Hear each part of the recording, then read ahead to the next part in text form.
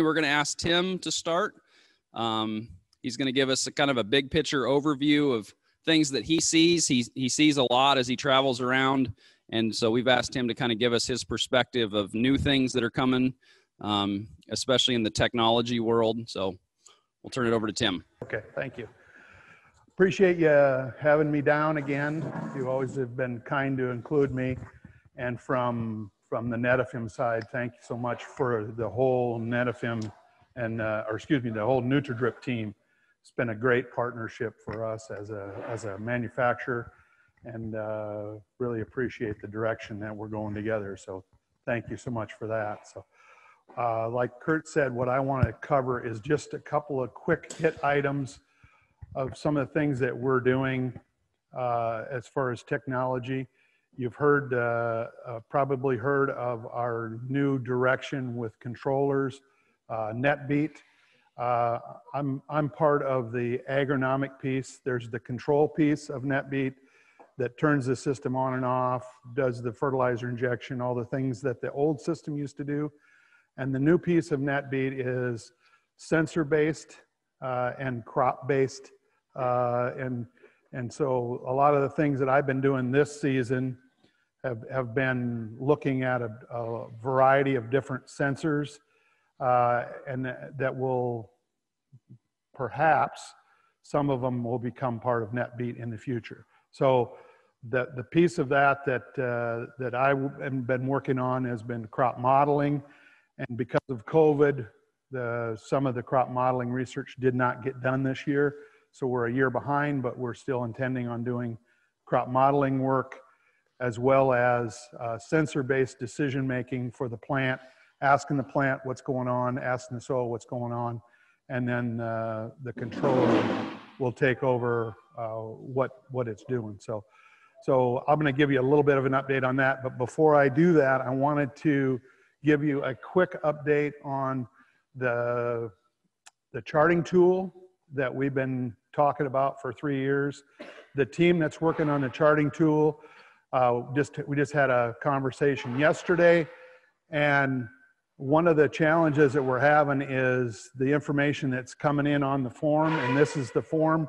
Those of you guys that are sending your tissue samples into the Iowa lab, this is the form that you should be using and filling it out correctly. I know it's the end of the season now, and you don't even want to talk about it because you're tired of taking tissue samples, but the point I wanted to make is there's some errors on either the entry on the forms or how they're being entered. We're trying to get to the bottom of it. So one of us may be in touch with you to try and clean up some of the errors, because what happens is if the data on the form isn't correct, the system just throws it out. It won't take the information, so you'll get an incomplete chart.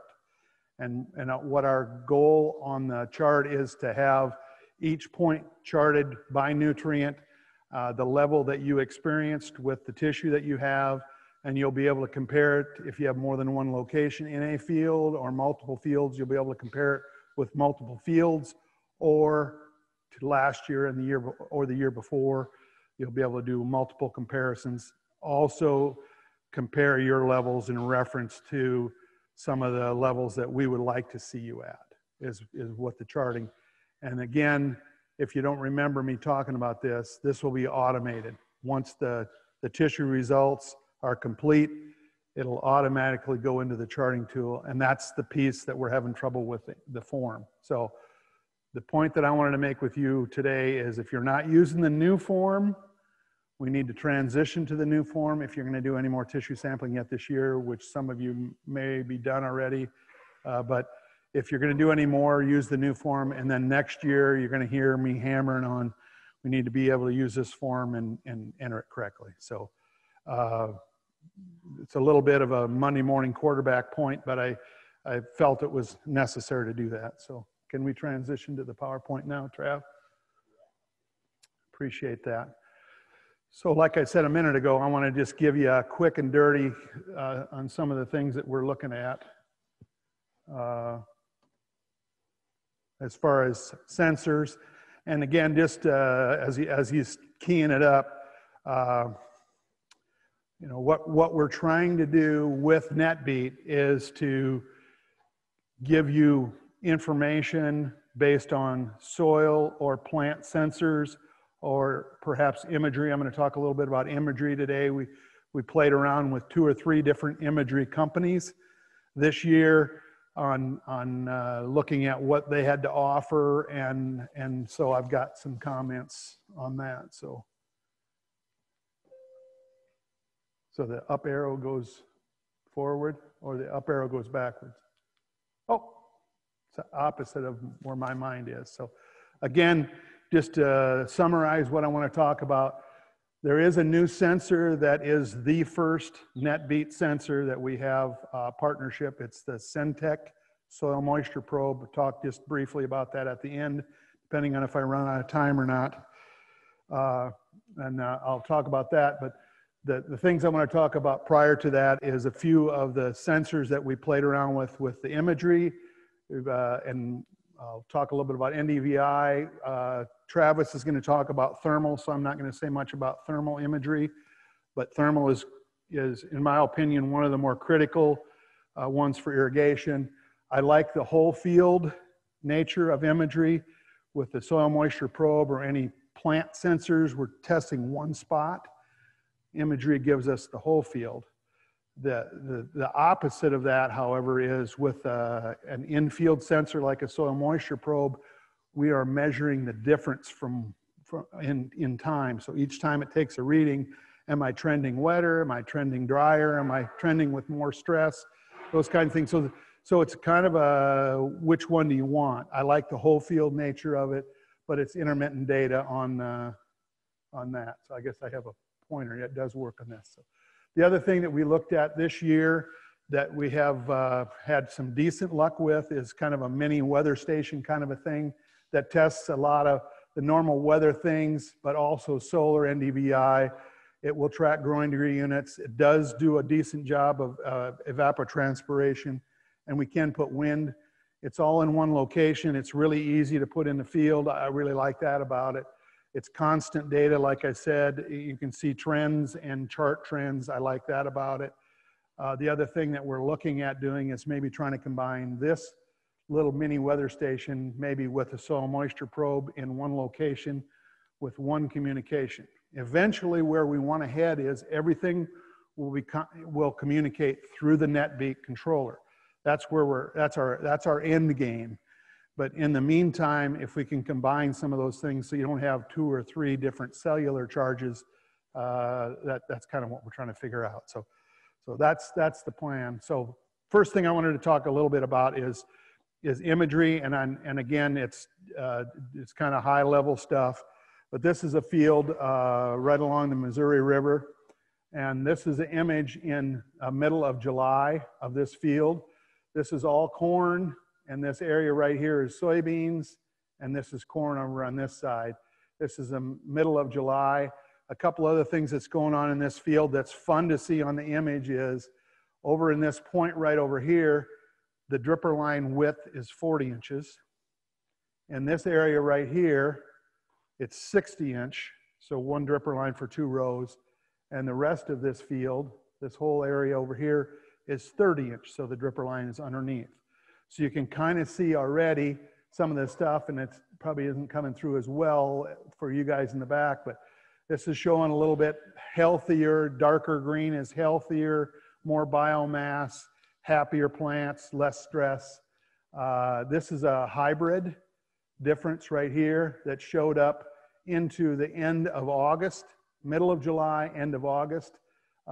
Is the 2 images that I'm showing, and again you can see the 40-inch dripper line, the hybrid difference, and then the soybeans, which is really looking good here in August, and then a different corn, and this this last spot is a different hybrid. So I had a conversation with this grower just a week or so ago, and he wants to know where he wants to put it. Where do I harvest my contest corn? So we could use some of the imagery to see year long, this area right here was happier, less stress, more biomass. So likely that's where they'll take it. So there's some of the things with NDVI. With high resolution imagery, with drone imagery, we played around with that a little bit this year on a commercial basis. I know these guys have, Travis has got his own drone. This is a commercial drone, but we did some stand counts. I like the software on the stand counts. And again, I apologize, this isn't big enough for a lot of you guys, but it will measure in a lot of the different areas, the stand count, and assign a number to that. So you know where, if you have a variable rate population, did I accomplish that? But going a little bit deeper, and it'll also break it out on so many acres of this population, so many acres of this population, it will break it out. But the thing that I really like about it is it has enough resolution to give me an average spacing between plants.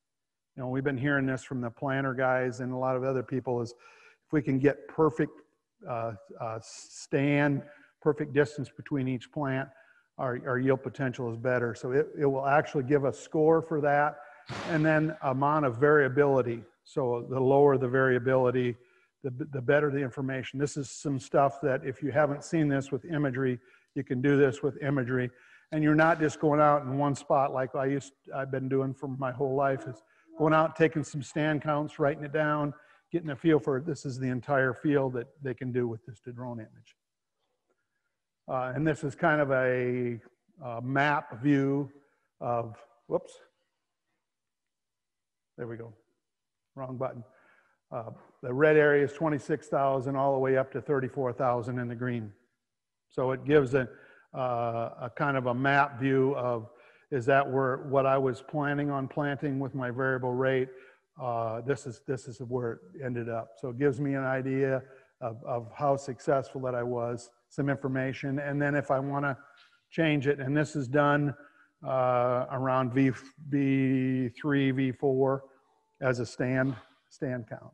So another opportunity with this high resolution drone is weed type ID and quantity of weeds. And that will map, and I've got a view of the actual software that identifies where the weeds are, and it'll say, is it a broadleaf weed? Is it a pigweed weed? Is it a grass weed? Is it a volunteer corn weed? And it'll count those and give you concentration with this software. And then again, it'll give you concentration mapped.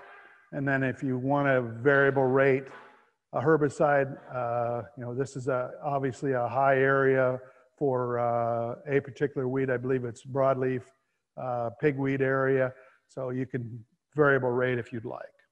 So it gives you that kind of information to work on. So you might be asking yourself right now, is what does this information have to do with drip irrigation? And so I wanted to take this opportunity to say, with NetBeat, we're going to be focused, and our core business is irrigation and fertilizer delivery. But if some of the tools that we have to introduce to you through NetBeat will add value in other ways, we're not going to limit ourselves only to tools that work with irrigation and fertigation only. So it's a goal of ours to add value in any way that we can through the NetBeat. So a summary then of some of the imagery stuff that we did, some of the mini weather stations that we did, a kind of a summary of that. What I like about the imagery stuff is I like the idea of the whole field versus a single spot, like with a soil moisture probe or anything. I like that idea of being able to see the whole field, because I know the whole field isn't like exactly that single spot. The higher resolution opens up some opportunities. That drone imagery that we were able to do, you know, weed identification and concentration. We were able to do stand counts and evaluate how my planter did in spacing. And I'm sure there's additional things that will come in the future with that will help me to do to do an even better job of evaluating. It opens up lots of opportunities. I like the difference in the trends, and with that one NDVI image, I didn't do a real good job of that, but if I get a regular image, maybe every few days, I can see the difference or the trend of what's going on. It's a little bit like charting the tissue sampling. I can kind of see not just what my levels are today, but where's my trend? Am I trending in an improvement, or am I trending in the wrong direction? So I like that idea, and I think that imagery can give us that opportunity. Possibility of combining sensors, we talked about that already. There is and you probably have heard about it's a low elevation daily satellite imagery that will be coming. They've been playing around with it this year. We didn't get a piece of that, but I think we'll probably look at it next year. That again, we'll be able to measure the difference or the trends with. There's an opportunity. I'm excited for that. So what do I dislike about the imagery thing? We really struggled with inconsistent flights. You know, the promises, I'll get you one every week. And we've been doing it for 3 years, and it just seems like it's getting worse. So I don't know what's going on. I'm just not sure, but the inconsistency is bothersome. The airplane imagery, which is the one that brings us thermal, is the worst. We're just having a dickens of a time getting thermal imagery, and they don't seem to be real focused on thermal. And I really like thermal because it gives us a really good grade for how we're doing irrigation. It's the temperature of the plant and then how that plant is protecting itself from the heat stress. And I'm sure Travis will talk more about it, but I really like thermal, and I'm glad that he's going to spend some time talking about it. The lack of thermal and this low elevation satellite is not going to offer thermal, at least not until we have the technology to do it. So I think we're missing that, and I think the satellite companies are after the large market, which is the non-irrigated market. I really hope that we can get thermal or create opportunity somehow to get you guys some thermal imagery to give us a grade. So the support and the interpretation from different companies was really different from one to the other. You know, some of them just want to give you the image and that's it. Other companies really want to dig in and figure it out. So there's a lot of difference between companies. So we're evaluating that as a way to go. So, and the Centec thing is the other thing I wanted to talk about. We did formalize our relationship with Centec, so that will be the first soil moisture probe that we will offer. That doesn't mean it's the only one, but it is currently the first one. And so some of the things that we like about Centec is it does have a summary graph, and you can do the sensors in the root zone. This particular one is 0 to 24 inch sensor. There's root activity to 24 inches. There was no root activity below that. So we only look at the area that the roots are active. That's the well that the plant is drawn from. And that's what we're irrigating into. So that's the area that we're measuring. It gives us the ability to do that. And then this particular system will give us actual inches. It's easier for me. It's easier for a lot of folks to visualize actual inches rather than percentage. When you get a rainfall, do you go to the coffee shop and say, I got an inch of rain last night, or do you say I got 7% more rain, more water? It's in inches, and it's easier to communicate. So I like that about the Centec. The graph above, and I apologize, you can't see the numbers, but this is called a balance graph. And so the line that I'm right here is at 0. So at the end of the day, we get a score for, did I lose quantity of moisture during that day, or did I add quantity of moisture? So if I only consumed and didn't add, or my net with what I got with irrigation and where I ended at the end of the day is below that line. So it's called a balance graph, a daily balance graph. I like this graph because it gives me an idea of what's going on. So you got a rain event here, a rain event here. That's like 6/10. This is like 8/10 of net gain for the day. And then the day after the rain wasn't a huge consumption day, but the 3 days afterward gives me an idea of how much water is that plant actually wanting. How much is it actually consuming? And it'll quantify that number. And if you could see that, I would show it at about 4,500, about 3,500, and about 4/10. So about that much at this period in the year. So it gives me an idea of what I need to bring for the irrigation system. It gives me an idea of that. And these days were not irrigated days, so I know that if I was irrigating like I would have been right here, I was irrigating, but I didn't quite give as much as the plant needed, so as a net, a little bit of a loss. So it gives me that, talks about daily consumption, and it kind of gives me a grade point, or gives me a grade on how am I doing irrigating. So at a glance, if I've got a whole bunch of these that are net down, and my trend is down, you know, these 4 days, this is the stair steps on the graph. It's just a little bit different way of looking at it, but it gives me a number, it quantifies a number. I like that about that one. So that's another reason why we did Syntec. It's a lot of stuff going on, but essentially what it is there's a stacked graph on top, which gives the sensors at the top, sensors at the bottom, what's going on, what's the trends, where's the activity. In the middle, this one is a salinity graph for kind of a measurement of the salt content in the soil. And if there's movement of salt, which oftentimes we connect with fertility. So am I leaching some of my fertility down deep? And in this situation, you can see this big rain event, and this is a bar of rain events.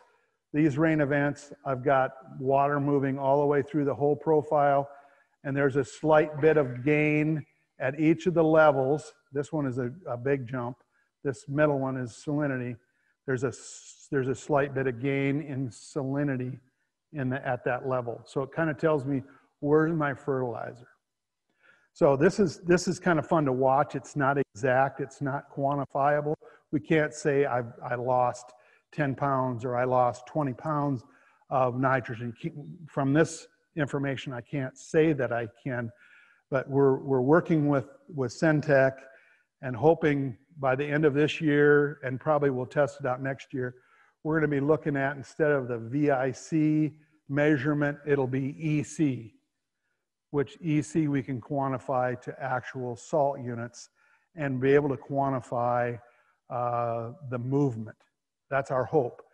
Now this is kind of fun because we can see fertility, but there's something else that's been going on in the last couple of years with us that I'm really excited about, and that is animal effluent, which has a lot of salt in it. Todd's shaking his head. He's going, if I can quantify the concentration of effluent and maximize the nutrients and put the amount of nutrients that plant will tolerate into the soil, because we're entering that manure into a soil profile. So that's at a certain level of salt to begin with, and then I bring more in. If I can keep that in a safe range, but add as much as possible into that, then I can use a higher level of manure. And that excites me, that we should be able to quantify, and that's the goal. I'm hopeful that that's where we'll get, but I think there's a good chance of that. You know, there's other areas that have really salty irrigation water as well. And, you know, they're blending fresh water with salty water. And so there's a lot of applications. It's not just, you know, in the whole world, if you look at just the whole world, in Israel or in the desert climates in California, where they don't get a lot of rainfall, they don't have a lot of water in the soil that's rainwater. It's irrigation water that if it has salt in it already, it'll be the same. But if we've got rainfall that's pure, that has very little salt in it, and we add manure or ugly water to it, I want to keep that within a safe range.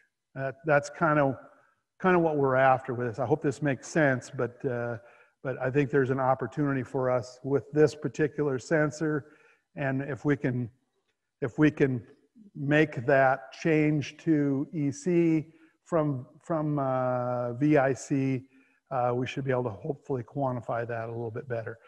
The company is working with 4 different universities throughout the U.S. and a couple other different research groups, and so they're working on it this year. This will be the first year, so hopefully they'll have something for us that we can play around with maybe next year. So maybe some of your manure spots and the Nutri-Rip group, we may want to play with that a little bit. So the last graph, one of the things that Centec has is you can see water infiltration if you look at just a little wrinkle in each of the stack graphs. You can see it, but they've put, I call it a blue caret, and it'll just demonstrate that I've got water infiltration this deep in the profile down to about 22 to 24 inches is this sensor right here. So the rainfall events, and then the wider the event, the longer the rainfall event is. So time is horizontal and vertical is depth. And then, but each of these consumption events, there's a little frisbee that will show the bigger the frisbee, the larger amount consumed. So it draws your attention when you look at it with a computer screen. It draws your attention to that event, and it'll tell me how deep, like I was talking about before with the summary graph, how deep is my roots active, how much activity. And you can set the sensitivity with this. I set the sensitivity really, really high to make this so it's even got some frisbees way down here. Now they're not very tall, so the amount of consumption is very small, but they're really wide. So what that's saying is it's taken a small amount over a long period of time, but it is consuming some. So I know that I've got root activity there, and if I've got fertility there, I know that it's going to get that. So it gives that, and the sensitivity can be adjusted, like I said. So that's all I have. Hopefully there was something in here that meant something to you guys. So I'll be willing, like I say, I'll be around all day if you want to visit individually about any of this stuff. We're going to be testing a lot more sensors. We'll be doing the crop model research. Hopefully this coming year, just talk to the Israeli bunch that does that work, and they're not sure whether they're going to come back this year or it'll be another year. But these our hope is eventually it'll be one login for the controller, and then you'll have this information right there. That's our end game. It'll be wired to It will be wireless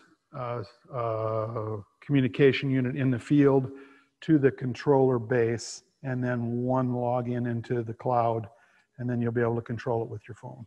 That's the end game. Currently, we're operating with a couple different communication, but the end game is everything that I talked about will go through NetBeam. So that's what I appreciate the question.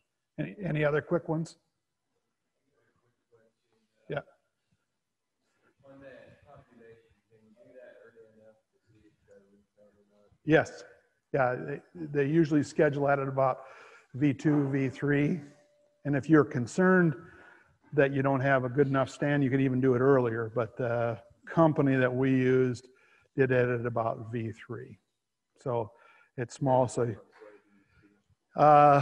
it has to have enough differentiation so it sees soil around the plant. So if you've got really good differentiation, if you planted it with a planter, it would be able to. If you planted it with more of a drill that just dribbles it on, it may not be as accurate, but it will work. And I think they're working on better software as well, but it will do that. So good question. I'll turn it back to Kurt. Hey, thank you, Tim.